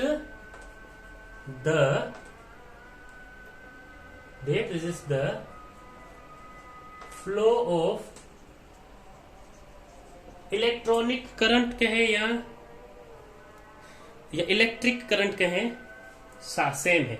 ये फ्लो करती है, रेजिस्ट करती है फ्लो ऑफ करंट को। ठीक है, तो रेजिस्टिविटी आपसे कोई पूछे तो क्या है? It is the fundamental property of material that resist the flow of current. ये एक फंडामेंटल प्रॉपर्टी है मटेरियल की, क्योंकि resistance of conductor depends on nature of material. Resistivity के लिए हम जब प्रोपोर्शनल खत्म किया तो ये रेजिस्टिविटी एज अ कांस्टेंट हमने ऐड किया। तो रेजिस्टिविटी को डिफाइन करने के लिए हम कहेंगे it is the fundamental property of material that resist the flow of current, जो कि फ्लो ऑफ करंट को रेजिस्ट करती है, या इलेक्ट्रिक करंट। ठीक, अच्छा अब रेजिस्टिविटी को अगर बाहर ले आऊं यहां से, अगर रेजिस्टिविटी को मैं अगर बाहर ले आऊं तो ये जो A है यहां डिवाइड में है, यहां जाके R के साथ मल्टीप्लाई में हो जाएगा, और L जो है वो मल्टीप्लाई में है, उसके तरफ जाके डिवाइड में हो जाएगा। ठीक, अच्छा सर ये क्यों किया? ये इस वजह से किया क्योंकि मुझे इसका यूनिट चाहिए, क्योंकि आप रेजिस्टेंस का यूनिट निकालेंगे ना, रेजिस्टिविटी का यहाँ यूनिट रखे, लेंथ का, एरिया का, तो आपको मिल जाएगा, ओहम ही मिलेगा, वो चेंज नहीं होगा, आप बेशक निकाल लें। लेकिन रेजिस्टिविटी का आपसे कोई भी यूनिट पूछ सकता है। तो देखें रेजिस्टेंस का यूनिट मैंने पढ़ा था, आर का ओहम है, एरिया का मीटर स्क्वायर है, लेंथ का क्या है? मीटर है। 1 मीटर से जाएगा तो क्या हो जाएगा? Ohm meter. तो ऐसा unit of resistivity is ohm meter. तो ये जो यूनिट होगा वो किसका होगा? रेजिस्टिविटी का यूनिट होगा। ठीक है, ओहम मीटर जो है वो रेजिस्टिविटी का यूनिट है। अब देखें रेजिस्टिविटी को इतना सा डिफाइन नहीं करते, थोड़ा मजीद और डिफाइन कर लेते हैं। ठीक, आपकी नॉलेज के लिए, आपके कॉन्सेप्ट के लिए, आपकी सहूलत के लिए। तो वो कुछ पॉइंट्स ये हैं। रेजिस्टिविटी के, जो मैंने पहले से ही लिख दिए हैं ताकि आप बोर ना हो। मैं यहाँ पे लिखूं, अब डायरेक्ट मैं आपको बता देता हूं। Resistivity is a constant. हमने देखा कि रेजिस्टिविटी एक कांस्टेंट के तौर पे हमने पुट किया था, तो ये कांस्टेंट होता है। Range of resistivity of metals and alloys is 10⁻⁸ to 10⁻⁻6 ohm meter. ये एक एमसीक्यूज पॉइंट है, इसको नोट कर लें कि रेंज जो होती है रेजिस्टिविटी की मेटल्स और अलॉयज में, वो होती है 10⁻⁸ से लेके 10⁻⁻6 ओम मीटर। अच्छा, मेटल्स की बात है। अब नॉन मेटल्स देख लेते हैं, यानी कि इंसुलेटर्स को। Range of resistivity of non metals is 10⁻12 to 10⁻17 ohm meter. यानी कि नॉन मेटल्स की जो रेंज होती है रेजिस्टिविटी की, वो 10⁻12 टू 10⁻17 ओम मीटर होती है। कॉपर और एल्यूमिनियम हम यूज करते हैं इलेक्ट्रिक ट्रांसमिशन के लिए, ठीक है। क्यों? क्योंकि उनकी लो रेजिस्टिविटी होती है, ठीक है। तो वो पॉइंट भी मैंने लिख दिया है कि copper and aluminium used for electrical transmission as they have low resistivity. हम इस वजह से यूज कर रहे होते हैं कि उसमें लो रेजिस्टिविटी पाई जाती है, ठीक है। अच्छा, इसके बाद अगर मैं डिफाइन करना चाहूं तो यहां से छोटा सा एक टॉपिक यहां पे मैं देखें, यहां पे सिंपल सा, यहां पे रेजिस्टर, ठीक है, क्योंकि रेजिस्टर का पीछे जिक्र आया, शायद हमने वहां पे डिस्कस नहीं किया। चलें, A resistor is the electrical component that limit or regulate the electric current। Resistor क्या करता है? लिमिट या फिर एक लिमिट देता है करंट को फ्लो करने की, इलेक्ट्रिकल कंपोनेंट के जो करंट होता है उसको फ्लो करने की, या फिर उसको रेगुलेट करता है, ठीक है। जितना चाहिए होता है उतना करंट आगे भेजता है, बाकी वो खुद के पास रख लेता है, ऐसा समझ लिया। अच्छा, इसको डिफाइन करने के लिए हम यहां पे लिख सकते हैं a resistor is an electrical component.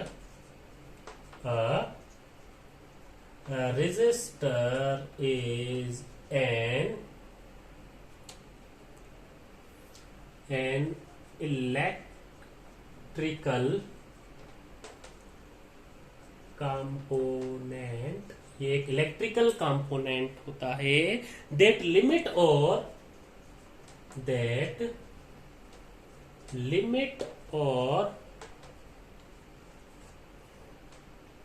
regulate the electric current। Limit या फिर रेगुलेट करता है किसको? इलेक्ट्रिक करंट को, यानी कि रोकता है, रुकावट बनता है। सिंपल, रेगुलेट करना यही होता है मतलब इसका। Resistor is anything that electricity can not travel through easily. देखें, यानी कि रेजिस्टर जो है वो उसके लिए, इलेक्ट्रिसिटी के लिए रुकावट पैदा करता है। तो आप ये भी कह सकते हैं रेजिस्टर इज एनीथिंग दैट, ये भी आप कह सकते हैं resistor is anything that electricity cannot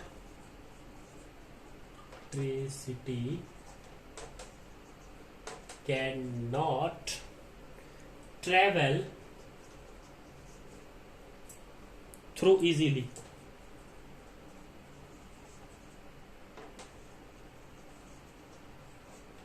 ठीक है, थ्रू इजीली,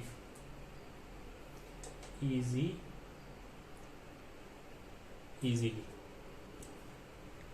अच्छा, एग्जाम्पल के तौर पे, एग्जाम्पल ऑफ रेजिस्टर के तौर पे, अब फैन ले लें, बल्ब ले लें, टीवी ले लें, ठीक है। हाँ, ये सारी इजीली उस पे डायरेक्ट नहीं जाने देता। अगर डायरेक्ट जाने देता तो हमारा पंखा जला हुआ होता, हाँ, हमारी टीवी उड़ी हुई होती, जली हुई होती, हमारे बल्ब जल जाते। तो रेजिस्टर क्या करता है, जो रिक्वायर्ड करंट होता है वो आगे भेजता है, बाकी खुद रख लेता है, लिमिट या फिर रेगुलेट कर लेता है, ठीक। ये पॉइंट भी काफी इंपॉर्टेंट थी आपके इस चैप्टर के लिहाज से। तो नेक्स्ट पे आते हैं हम, जिसमें हम इस रेजिस्टर को दो तरह से एक सर्किट में पढ़ रहे होते हैं, या एक कॉम्बिनेशन जो है रेजिस्टर्स का वो हम पढ़ रहे होते हैं। तो आइए अगली हम बात करते हैं इनके कॉम्बिनेशंस की। तो पहला कॉम्बिनेशन है रेजिस्टर इन सीरीज। आपका जो रेजिस्टर होना चाहिए वो सीरीज में होना चाहिए। कैसे सीरीज में होना चाहिए? देखें, आपके पास एक बैटरी है जिसमें रेजिस्टर लगे हुए हैं। ये रेजिस्टर की सैंपल होती है। लेट सपोज मैं यहाँ पे 3 रेजिस्टर लगाता हूँ और इसको कोई बैटरी के लिहाज से बैटरी से अटैच कर देता हूँ। ये बड़ा टर्मिनल, बड़ा छोटा टर्मिनल, ये पॉजिटिव, ये नेगेटिव। ठीक, अच्छा आगे की तरफ बढ़ते हैं। तो आगे की तरफ बढ़ने के लिए हम एक अज्यूम कर लेते हैं। इनका नाम, ये जो रेजिस्टर मैंने फिक्स किए हैं, इसको मैं R1 कह देता हूँ, इसको मैं R2 कह देता हूँ, इसको मैं R3 कह देता हूँ। ठीक है, R1, R2 और R3 कह दिया। यानी कि अगर इनके मैं वोल्ट कैलकुलेट करना चाहूं तो वोल्ट अगर कैलकुलेट करना चाहूं तो यहां से देखें, इनके साथ वोल्ट मीटर जो है वो किस तरह से लगेगा? पैरेलल लगेगा। ठीक है, वोल्ट मीटर जो है वो पैरेलल लगेगा। अगर यहां से इन तीनों का वोल्ट में कैलकुलेट करना चाहूं, यहां पे भी वोल्ट मीटर लगाऊंगा, वहां पे भी वोल्ट मीटर, यहाँ पे भी वोल्ट मीटर, तो क्या होगा? यहां से मुझे V1 मिलेगा, यानी कि रेजिस्टर जो है वो जो वोल्ट देगा वो V1 देगा, R2 के लिए V2 होगा और R3 के लिए V3 होगा। ठीक है, ये मुझे यहां से वोल्ट मिलेंगे। लेकिन ये मैं कैलकुलेट करूंगा, वो एक फॉर्मूला बनेगा उसके लिहाज से। जब मैं यहां से फ्लो ऑफ करंट को भेजूंगा, यहां से फ्लो होगा। लेट सपोज आपका जो एम मीटर है वो यहाँ पे एम मीटर लगा हुआ होगा, ये करंट ऐसे जा रहा होगा। ठीक, अच्छा, यहां से जाते हुए यहां से फिर वापस आएगा ये, फिर यहाँ पे इस तरह से बैक फिर रिपीट होगा, फिर आएगा जाएगा, ऐसे रिपीट होता रहेगा। तो हमने ओहम्स लॉ पढ़ा था। अकॉर्डिंग टू ओहम्स लॉ,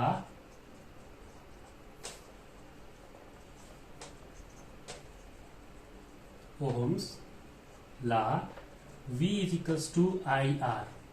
ठीक है, हमें पता है कि V is equals to IR है। तो ठीक है, करंट, जो करंट यहां से आ रहा है वही एक ही लाइन में जा रहा है, तो करंट जो है यहाँ पे सेम रहेगा। क्यों सेम रहेगा? क्योंकि देखिए, करंट यहाँ आने के बाद अपनी डायरेक्शन चेंज नहीं कर रहा, एक ही लूप में जा रहा है, अपनी ज्यादा लूप नहीं बना रहा। इस वजह से यहाँ पे करंट सेम होगा। तो देखिए, रेजिस्टर 1 के लिए भी करंट सेम है, 2 के लिए भी सेम है और 3 के लिए भी करंट सेम है। तो आप क्या करेंगे? आप ये करेंगे कि V1 जो होगा वो IR1 होगा, V2 जो होगा वो IR2 होगा, V3 जो होगा वो IR3 होगा। देखिए, करंट सब में सेम है। ठीक, अब देखें, अगर तो सीरीज में कोई भी वोल्ट मीटर आप लगा ले या फिर सीरीज में रेजिस्टर जितने भी लगे हुए हैं उनको कैलकुलेट करना हो, तो आप क्या करते हैं? आप ये करते हैं कि जो वोल्ट है उनको ऐड कर लेते हैं। Volt 1 plus volt 2 plus volt 3, total volt कितना मिलेगा? ठीक है, तो हम ऐड कर लेते हैं। हम इस तरह से ऐड कर लेते हैं। तो अब मुझे यहां से V1 की वैल्यू पता है, V2 की वैल्यू पता है, V3 की वैल्यू पता है। करंट सेम था, V इक्वल्स टू IR होता है, तो रेजिस्टर 1 के लिए, 2 के लिए, 3 के लिए, 1, 2 एंड 3 के लिए। तो यहाँ पे V इक्वल्स टू IR हो जाएगा।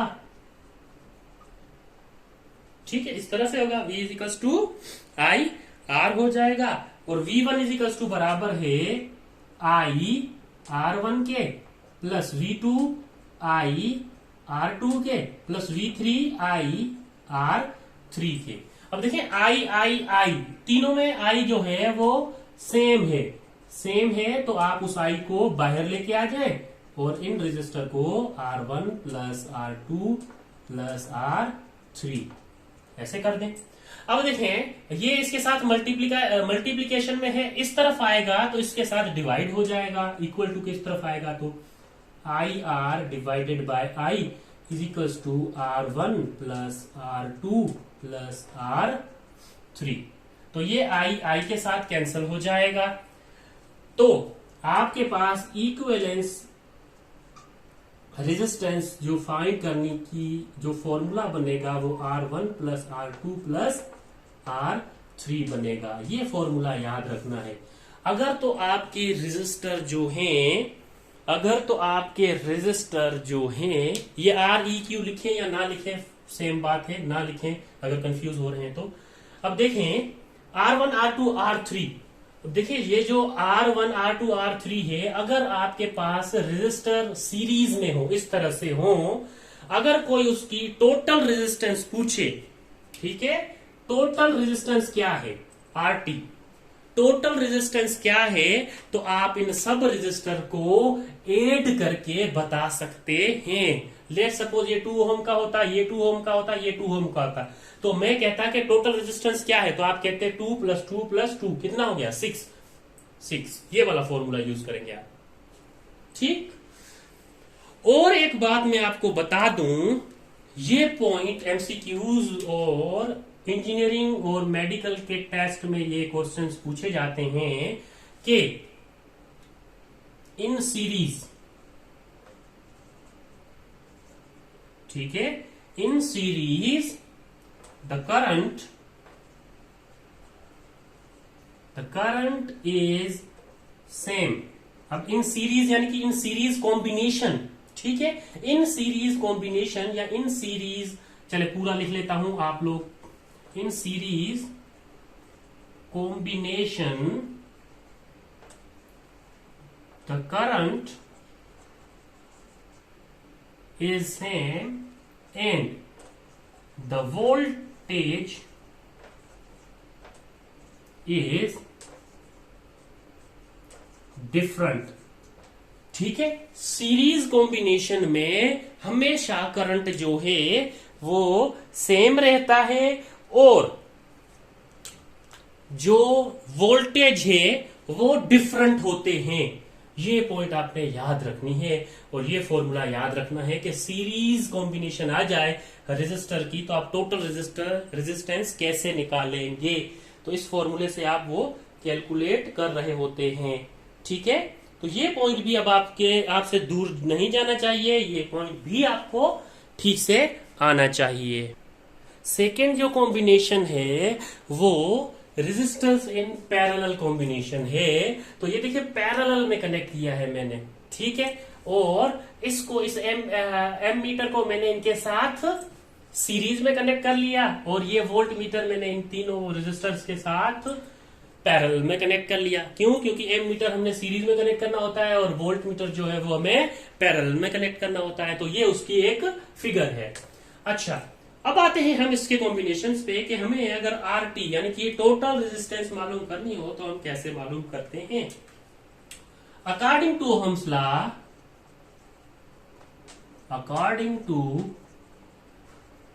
ओहम्स लॉ, ठीक है, आपको पता है V = IR होता है, ठीक। अच्छा, ठीक है, तो देखें करंट यहां तक इस पॉइंट तक आया, उसके बाद उसको 3 रास्ते मिल रहे हैं, करंट डिवाइड हो गया, ठीक। करंट देखें, ये देखें करंट, ये जो यहां से एम मीटर से आया यहां तक इस पॉइंट पे आया, फिर 3 रास्ते हैं, ऊपर सीधा नीचे से ऐसे, तो करंट डिवाइड हो गया, करंट सेम नहीं रहेगा, ठीक है, करंट डिवाइड हो गया। तो V = IR की जगह अब हम मालूम करेंगे I1, I2, I3, ठीक। अच्छा I1, I2 और I3, देखिए V = I है, तो अगर यहां से I बाहर निकालूं तो R जो है वो I के साथ मल्टीप्लाई में है, V के साथ डिवाइड में चला जाएगा। ये पॉइंट हम बता चुके हैं। अब क्या कर लेते हैं, हम कैलकुलेट कर लेते हैं। I = V/R1, V/R2, V/R3, तीनों के लिए यही वैल्यू, ठीक है। अब करंट को क्या कर लेते हैं, हम ऐड कर लेते हैं, ठीक है, इसको इस तरह लेने दें। तो I = I1 plus I2 plus I3। अब I की और I1 I2 और I3 की वैल्यूज हम क्या कर लेते हैं, पुट कर लेते हैं। I की वैल्यू क्या है, V ओवर R, I1 की V over R1 plus I2 की V over R2 plus I3 की V ओवर R3। सेम क्या चीज दिख रही है आपको, वोल्टेजेस। तो V को बाहर निकाला 1 over R1 plus 1 over R2 plus 1 over R3। ये V इधर मल्टीप्लाई हो रहा है, उस तरफ आके क्या होगा, डिवाइड हो जाएगा। तो ये हो जाएगा 1 over R1 plus 1 over R2 plus 1 over R3। और ये V के साथ कैंसिल हो जाएगा, तो ये हो जाएगा 1 over R is equal to 1 over R1 plus 1 over R2 plus 1 over R3। ये फॉर्मूला मिल जाएगा आपको टोटल रेजिस्टेंस मालूम करने का, जब 3 से ज्यादा रेजिस्टर अगर पैरेलल में कनेक्टेड हैं। आपको इस तरह की फिगर मिले और आरटी मालूम करना है तो आप इस फॉर्मूले से फाइंड करेंगे, करंट मालूम करना है तो इस फॉर्मूले से आप मालूम कर सकते हैं। देखिए कितना इजी वे कर दिया मैंने आपको एक फॉर्मूला बनाने के लिए और एक फॉर्मूला याद रखने के लिए। तो अब ये पॉइंट क्या होनी चाहिए, आपके जहन से बाहर नहीं जानी चाहिए, ठीक है। अगर इनको सब में करूं, यानी कि अगर मैं इनको थोड़ा सा ऐसे मिटा के इसको और आपको इन शॉर्ट एक इतना बड़ा जो सॉल्यूशन आपको बताया है, आपकी समझ के लिए बताया है, आपके कॉन्सेप्ट क्लियर हो इसलिए बताया है। अगर इसको मैं शॉर्ट करके लिख दूं तो देखिए, शॉर्ट करके अगर मैं बताता तो कुछ आपको यूं बता रहा होता कि रेजिस्टर इन सीरीज और रेजिस्टर इन पैरेलल। रेजिस्टर और इन सीरीज में मैं क्या कहता आपको कि आपके पास कुछ रेजिस्टर यूं लगे होते,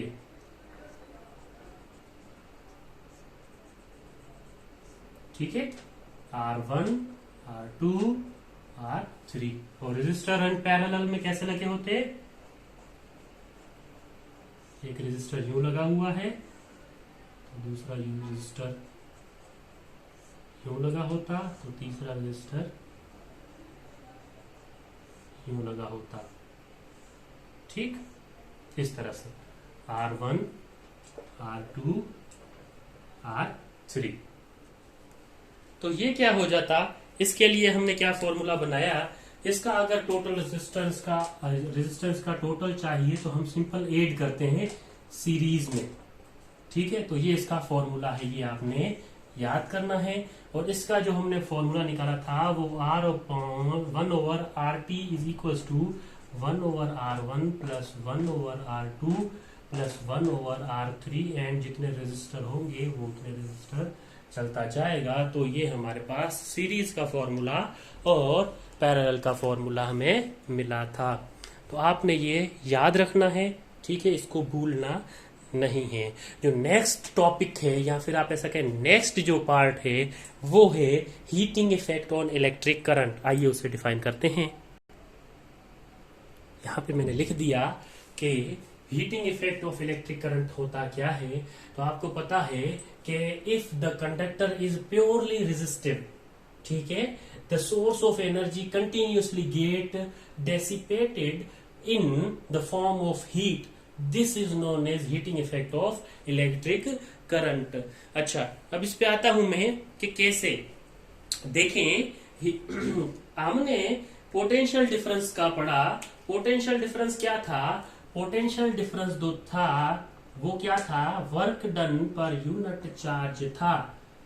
तो हम क्या कर रहे होते हैं, बेसिकली हम कर ये हो रहे होते हैं कि हम हीट जो है हमारे पास, हीट जो है वो हमारे पास इक्वल टू होती है एनर्जी के, ठीक है। और एनर्जी भी किसके इक्वल होती है, वर्क डन के या वर्क के, ठीक है। इसका भी यूनिट जूल है, इसका भी यूनिट जूल है, इसका भी यूनिट जूल है।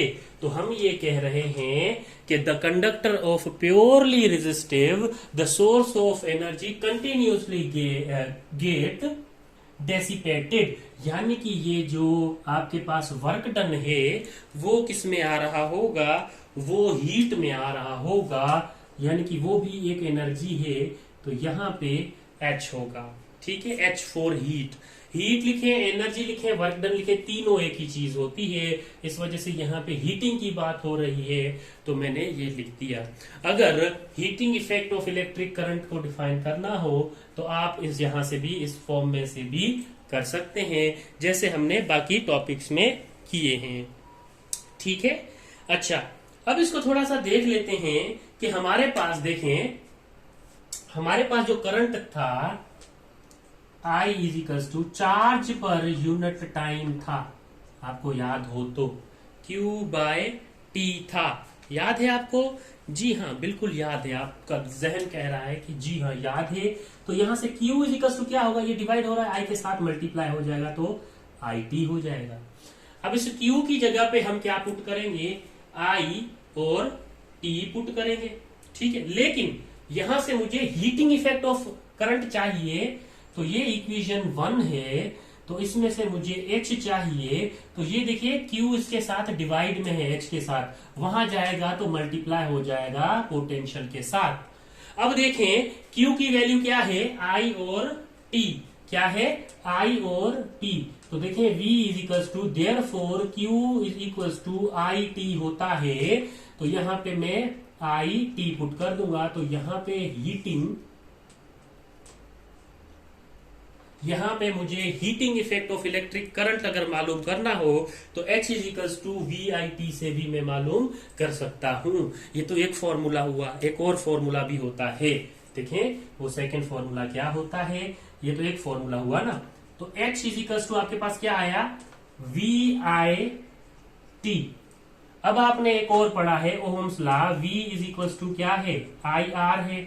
तो यहाँ पे H is equals to V की जगह पे आई आर पुट करेंगे और आई टी यहाँ पे इसके साथ ही था। तो H इज इक्वल्स टू आई के साथ मल्टीप्लाई होके आई स्क्वेयर आर टी हो जाएगा। जी ये देखें एक और फॉर्मूला मिल गया किसको कैलकुलेट करने का, हमें heating effect of electric current को कैलकुलेट करने का यहां से फॉर्मूला मिल गया। तो ये फॉर्मूला आपने याद रखना है कि heating effect of electric current में क्या होता है, जो वर्क डन होता है वो इक्वल टू हो जाता है हीट के due to the similar unit, due to the similar property, ठीक है। अच्छा, फिर क्या होता है, उसमें से कुछ ना कुछ डेसिपेटेड हो रही होती है कंटिन्यूसली एनर्जी। उस एनर्जी को कैलकुलेट करने के लिए हम हीटिंग इफेक्ट ऑफ करंट को पढ़ रहे होते हैं और इस प्रोसेस को पूरे को हम heating effect of electric current कह रहे होते हैं। अच्छा, जैसे ही ये जाएगा तो आपको जैसे ही ये देखें, अब यहां से ये जो मैंने एक फॉर्मूला ये टिक करवाया, ये और एक फॉर्मूला ये टिक करवाया, तो ये किसको रिप्रेजेंट करता है, ये जोल्स लॉ ऑफ हीटिंग को रिप्रेजेंट कर रहा है। ये भी मैं आपको बता दूं, तो जोल्स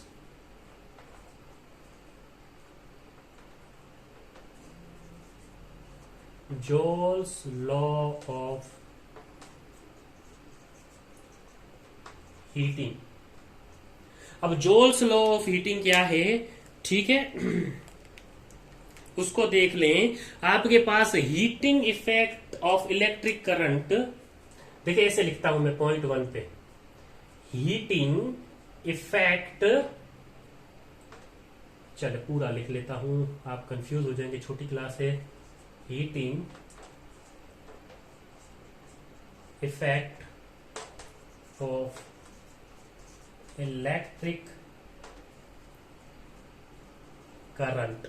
अब जोल्स लॉ क्या कहता है, जो heating effect of electric current होता है वो directly proportional to square of current के होता है, ठीक है, वो directly proportional to square of current के होता है, डायरेक्टली प्रोपोर्शनल टू किसके होता है, directly proportional to the square of current के होता है, जिसको आप इस तरह से लिखेंगे, किस तरह से, कि आपके पास जो heating effect of electric current है यानी कि H वो डायरेक्टली प्रोपोर्शनल आई स्क्वायर के होता है, जो कि हमने प्रीवियस में डिफाइन कर लिया। तो जोल्स लॉ ऑफ हीटिंग का पहला पॉइंट ये कहता है कि आपके पास heating effect of electric current है वो डायरेक्टली प्रोपोर्शनल किसके होता है, स्क्वायर ऑफ करंट के होता है। ठीक है, सेकेंड पॉइंट पे क्या लिखेंगे, heating effect of electric current. अब heating effect of electric current is directly proportional to resistance for given current, यानी कि ये रेजिस्टेंस के साथ भी क्या होता है, डायरेक्टली प्रोपोर्शनल होता है। ठीक है, तो यहां पे लिखेंगे directly proportional to the.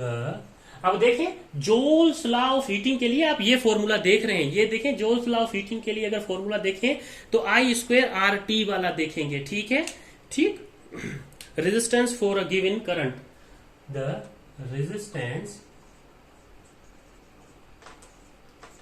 For the given current. ठीक, इस तरह से। थर्ड पॉइंट क्या होगा, ये देखिए टी के साथ भी डायरेक्टली प्रोपोर्शनल है। इसका क्या मतलब है, directly proportional to the time for which the following current through from the resistor. ठीक, इधर मैं अगर शॉर्ट में लिख दूं heating effect of electric current, आप खुद इमेजिन कर लें। और थर्ड पे क्या लिखता हूं, directly proportional to the time. देखिए यहां से ये फॉर्मूला याद है, जोल्स लॉ ऑफ हीटिंग आपको आता है क्या, जोल्स लॉ ऑफ हीटिंग में क्या होता है, जो heating effect of electric current है वो directly proportional square of current के होता है। Heating effect of electric current में जो डायरेक्टली प्रोपोर्शनल H यानी कि H is directly proportional to R होता है रेजिस्टेंस के। ठीक है, और directly proportional to the time यानी H is directly proportional to the T होता है। अब टाइम कौन सा, for which the current flow through, for which the current flow throw the.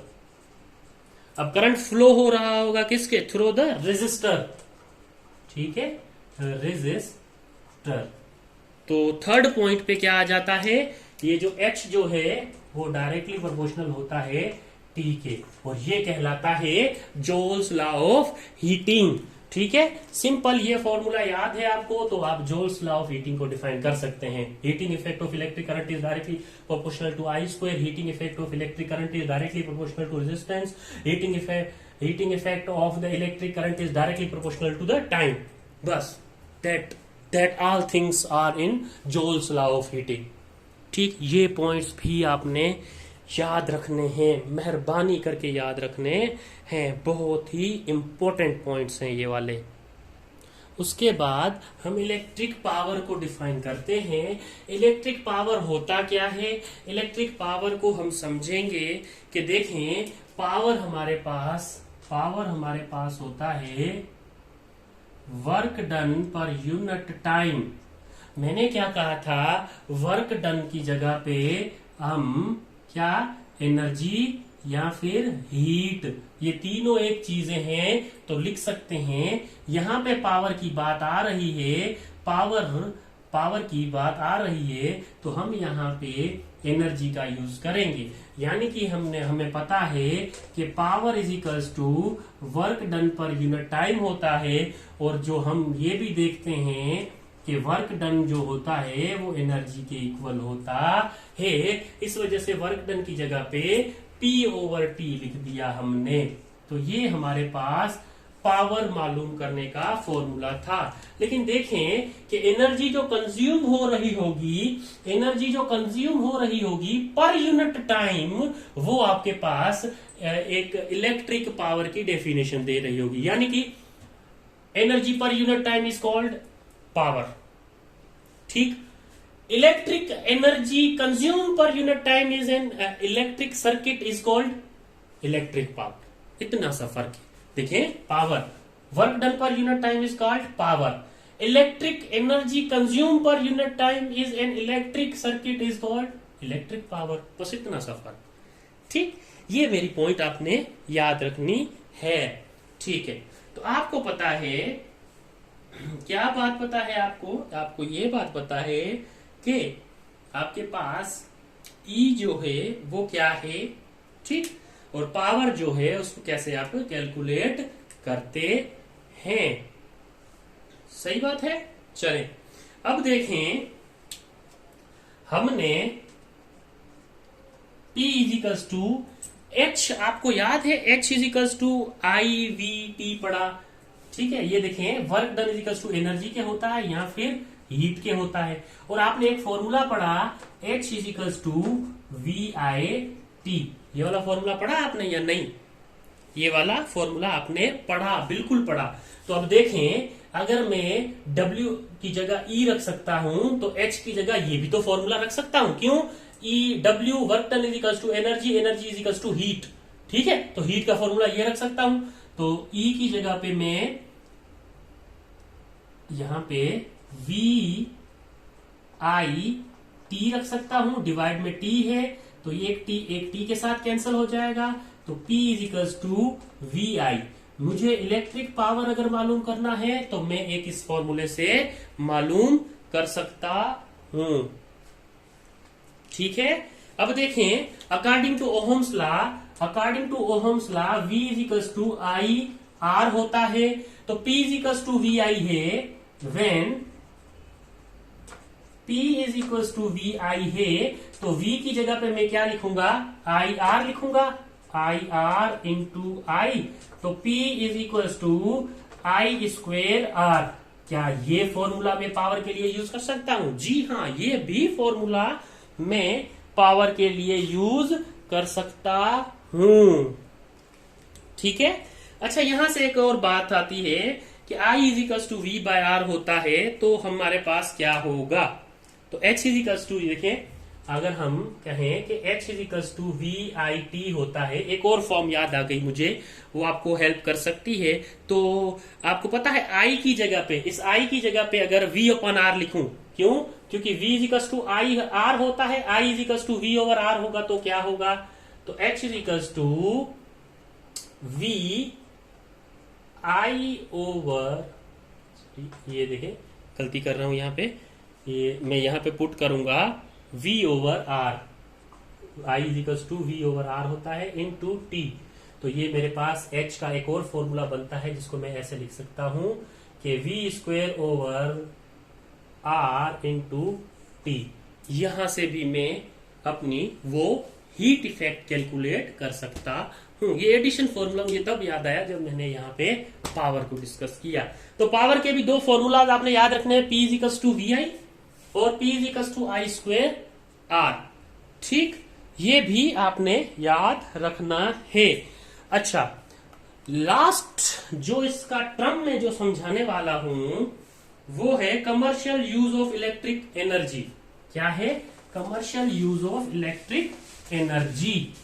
Electric energy का कमर्शियल यूज क्या है? तो मैं सिर्फ आपको ये इसलिए बता रहा हूं क्योंकि एमसीक्यूज में आ सकता है ये। तो आपने क्या याद रखना है, 1 kilowatt hour commercial use, 1 kilowatt hour equal to होता है 3.6 इंटू 10⁻⁶ जूल के।